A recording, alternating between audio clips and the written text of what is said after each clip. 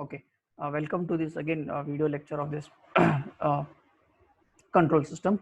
So let us consider this problem and draw the signal flow graphs. Okay, so so we have considered the electrical network, then transformed into its Laplace domain. Okay, so how to transform into the Laplace domain is basically you should consider the elements which are there in the network, that is R is replaced by R of S. Okay, your C is replaced by 1 divided by SC. Okay, and then L is replaced by SL. Okay, so once you obtain these elements, what you should do is consider the current. So how to find the current is just you can apply by the nodal analysis to find the current and the voltage, and find loop analysis to find the current. Okay, so if you look at this diagram here, so this diagram consists of few elements. Okay, and for this particular S domain circuit we have taken 4 equations, and out of these 4 equations the LHS side represents my LHS side is equal to my output nodes. Okay, so they are output nodes. Okay, so out of these 4 equations, let us consider the first equation and draw the signal flow graph. Okay, so what is the first equation? I of S or I1 of S is equal to Vi minus V1 divided by R1. Okay, so here is my Vi because it's an input node, I1 is the output node. Okay, you can see in the equation on the LHS side, and V1 is again act as an input node for equation number 1, but it becomes output node for equation number 2. Okay, so how to draw the lines here? You start from Vi to I1. Okay, you can see Vi to I1, and you write the gain, that is 1 divided by R1, and that too it is plus 1 divided by R1. Similarly, draw a line between V1 and I1. So I have taken a line and start from V1 and draw till I1. And what is the branch gain here? It is minus. We can see the sign associated with V1 is minus. So therefore it is minus 1 divided by R1. So it is 1 divided by R1. So this is my first signal flow graph for equation number 1. Similarly, go for drawing the signal flow graph for equation number 2. Now in equation number 2, the V1 becomes my output node, right? If you see in equation number, here is the V1.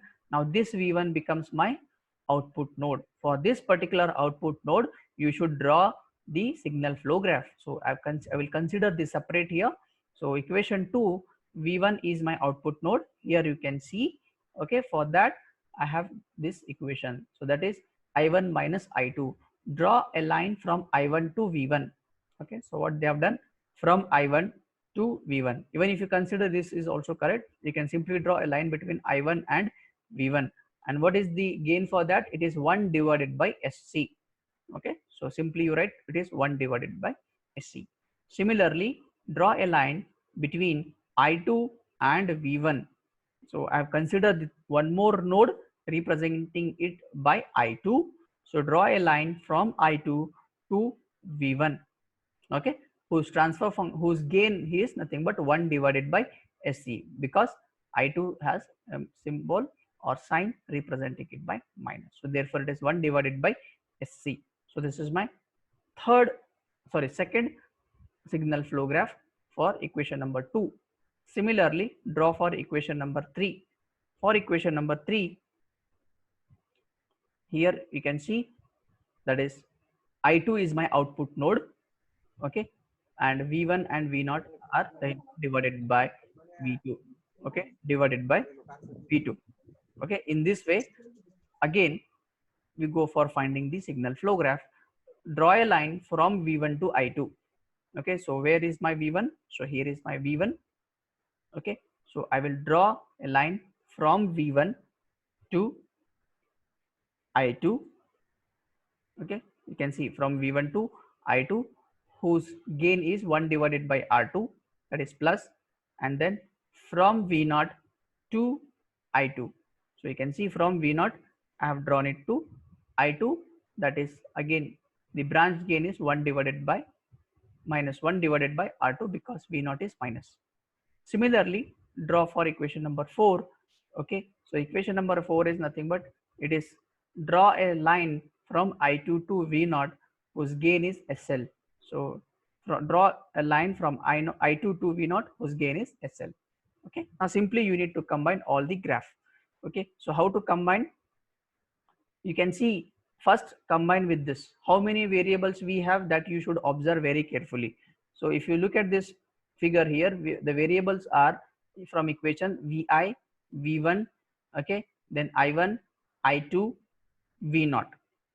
Okay, so I1, I2, okay, V1, Vi, and V0. So therefore those are the variables. You just simply just draw the signal flow graph. Here between I1 and V1 there is a line, right? It comes from this particular equation. So you can see I1 and V1. Here you should draw like this, like this. This is V1, right? From V1 to I2 you have a graph like this. Okay, I'll just show you how this can be drawn after combining all the signal flow graphs. Okay, so if you consider all the equations, you can see this is how we obtain the signal flow graph, the total signal flow graph. Simply you need to join all the signal flow graphs and put all the variables. So here you can see Vi is my input, V0 is my output, I1 is one variable, that is I1 is one node. These are the node numbers: Vi, I1, V1, I2, and V0. Okay, simply you draw a line and just show your feedbacks. So now this is your signal flow graph. So what we have done, we have taken one electrical network, converted into S domain. Then from S domain, we have written the equations. Then after writing the equations, we have drawn the signal flow graph. Okay, now we will try to apply the Mason's gain formula. Okay, so to obtain the Mason's gain formula, or to find the Mason's gain formula, you need to study the signal flow graph. Okay, again very simple steps we will follow here. So to find or to obtain the overall transfer function, the very first step here is you need to find the value of K. You need to find the value of K. Okay, so value of K is nothing but it's a number which represents the total number of forward path. Okay, so if you look at the signal flow graph, we have only one straight line which starts from Vi, I1, V1, I2, and V0. Okay, so the rest all the loops are nothing but they are the feedback path, or simply you can call it as loops. So therefore, according to this signal flow graph, the forward path is equal to 1. Okay, if the forward path is equal to 1, so we will be having only one forward path and we will represent it by T1. Okay, so how the T1 will start? It will start with Vi, okay, then I1, right, and it will go to V1, then I2, then V0, then V0. Okay, then what you should do next? You should find the T1 actual value, that is nothing but the multiplication of all the gains.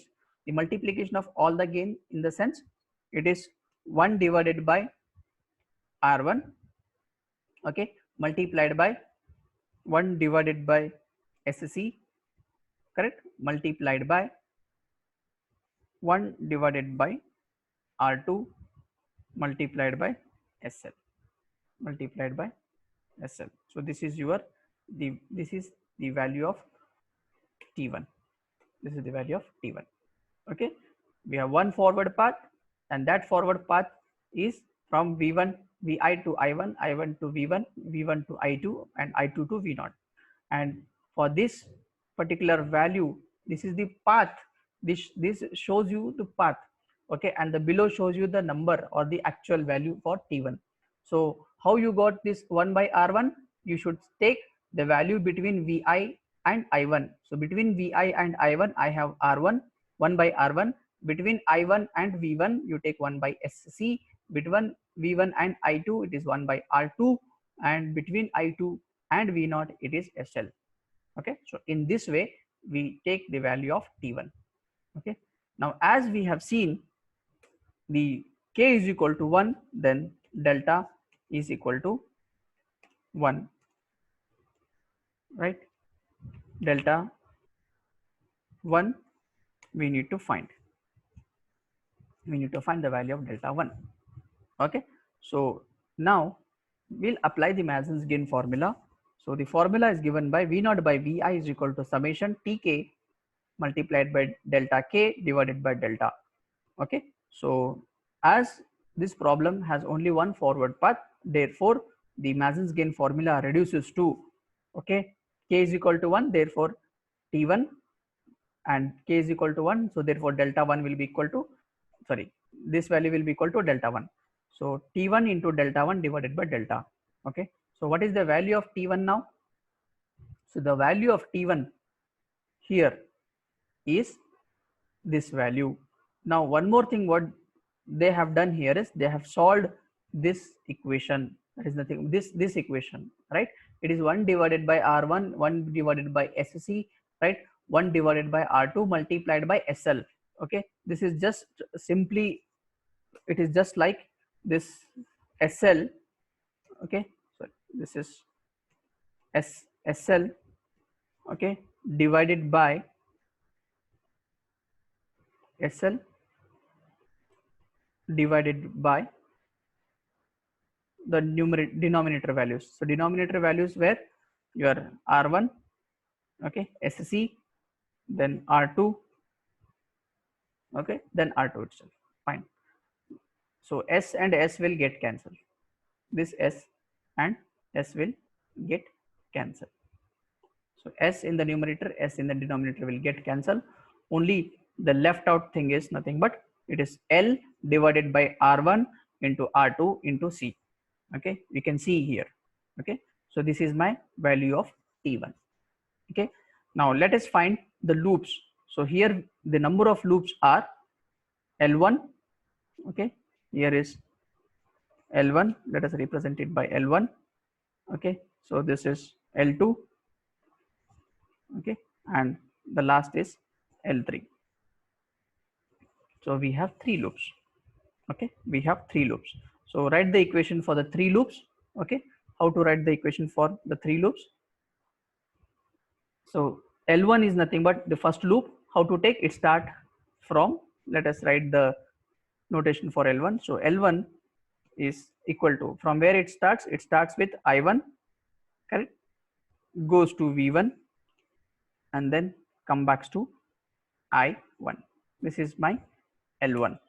The second loop is L2 is equal to, it starts at V1, goes to I2 and then come back to V1. Second loop. The third loop here is starts at I2, goes to V0, correct, then come back to I2. So these are my 3 loops. So let us write the equation for the first loop. So how to write the first loop? From I1 to V1. So from I1 to V1 it is 1 by SC.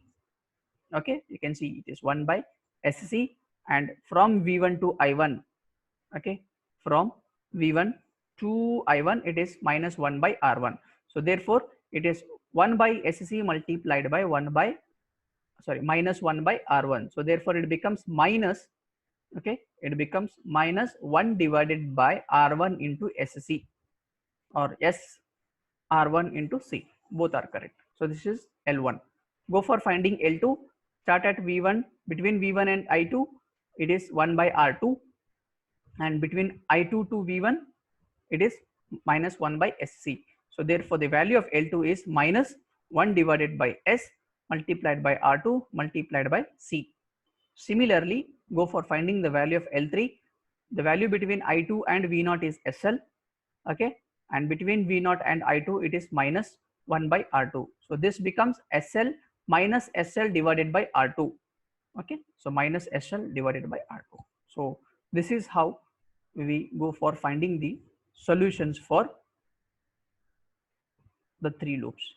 Okay, so once you obtain the three loops, now the almost all things you have to apply the Mason's gain formula. Okay, so you have the value of k, you got the value of t1.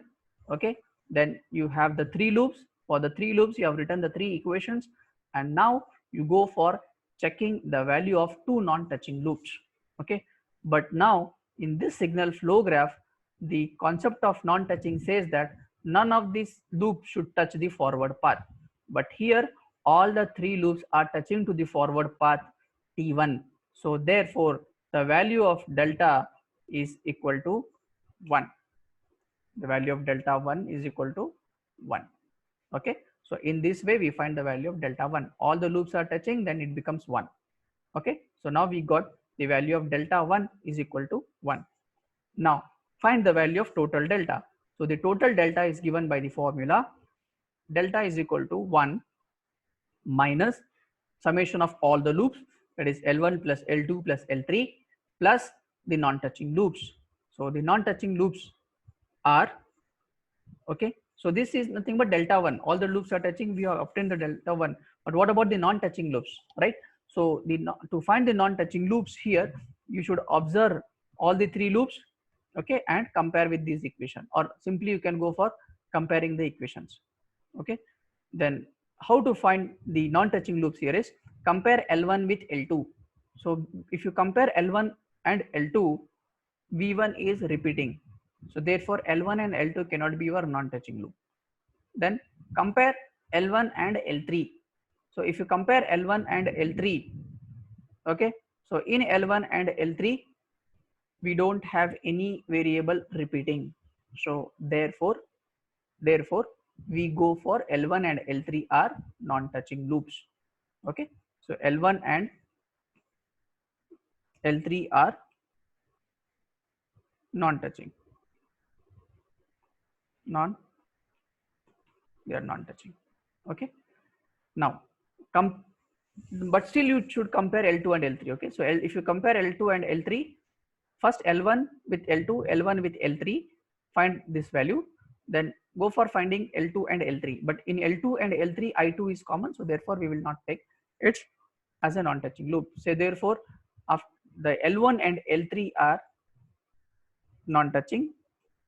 L1 and L3 are non-touching values. So how to write the value of L1 and L3 is write the value of L1 and the value of L3 in a combined way. So if you combine these two values, if you multiply the value of L1 and L3, it becomes this minus and minus will become plus. Okay, so the numerator will be get multiplied, so that is nothing but it is SL, right? It is SL divided by, correct, divided by, but in L1 and L3, S is in numerator and S is in denominator, so both will get cancels, so only it becomes L. Okay, so it is plus L divided by, correct, R1, R2 and C. So it is R1, R2 and C. So this is the value of non-touching loops. Okay, so therefore we get we have just obtained all the required things to solve the Mason's gain formula. So therefore the L1 and L3 are non-touching. Now find the value of total delta. So total delta value is equal to 1 minus summation of all the loops plus the non-touching loops. Okay, so how to obtain that? This one remain as it is. L1 is minus, L2 is also minus, L3 is also minus, so therefore minus of all the minus becomes plus. So 1 plus, this is L1, this is L2 and this is L3, plus the last value here is nothing but it is your non-touching loop. Okay, so which is nothing but it is L divided by R1 R2 multiplied by C. R1 R2 multiplied by C. Okay, so in this way we go for finding the value of the non-touching loops, finding the value of delta. Now once you obtain the value of total delta, now apply for Mason's gain formula. So how to go for finding the Mason's gain formula here is we have a formula that is V0 divided by Vi, right? So how to obtain? Here you can see T1 into delta 1 divided by delta. You substitute in this formula. So what is T1? T1 is equal to L divided by R1 R2 multiplied by C. Here you can see it is substituted as L divided by R1 into R2 divided by C, whole divided by, we don't have value of delta 1 is equal to 1, so therefore it can be 1, or simply you can ignore. Then whole divided by the value of delta. So what is the value of delta? It is 1 plus 1 by this value plus 1 by this plus SL by this number plus L by this, you can see here. Okay, then go for finding the LCM of those particular numbers. So how to find the value of, how to find the LCM here is, you can see you simply multiply this value, that is S R1 into C, okay, with this, and simply you can go for finding the solutions. Okay, so therefore after simplifying the denominator, okay, and finding the LCM and then applying, you will find this value. Okay, you will find this value. So therefore the output voltage divided by input voltage is equal to SL, okay, divided by SR1 into C. Okay, you can see this is SR1 into C, okay, multiplied by R2 also, plus it is R2, this is this value they have taken, that is R2. Okay, then we have S square into L into R1 into C, this S. Okay, then plus SL, this value. Okay, so in this way we obtain the transfer function, but still we can go for again simplification. That is, if you see here, you can take S as a common term and then you can go for again simplification. So here S square L into R1 C plus, I can take S as a common, so it becomes L plus R1 R2 into C, bracket complete, plus what remains is R1 plus R2, this R1 plus R2. So this is my overall transfer function for the given electrical network. Here the problem which we have taken is the electrical network.